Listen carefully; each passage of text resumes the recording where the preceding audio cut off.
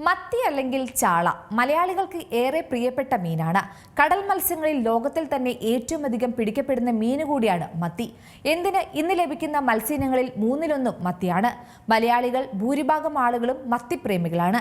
മത്തി സാധാരണക്കാരുടെ മത്സ്യമെന്നും പാവപ്പെട്ടവന്റെ മത്സ്യമെന്നും അറിയപ്പെടുന്നുണ്ട്. പക്ഷേ ചിലപ്പോഴൊക്കെ പൊന്നും വില തന്നെയാണ് ഈ ചെറുമീനിനുള്ളത്.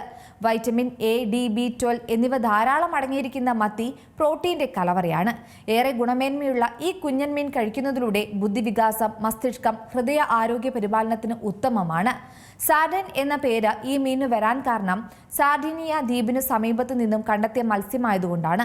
ലോകത്തിൽ തന്നെ ഏറ്റവും അധികം മത്തി ലഭിക്കുന്നത് ആഫ്രിക്കൻ രാജ്യമായ മൊറോക്കോ തീരത്താണ്.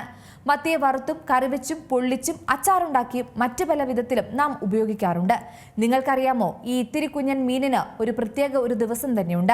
നവംബർ 24 രാജ്യം മത്തി ദിനമായി ആചരിക്കുന്നു.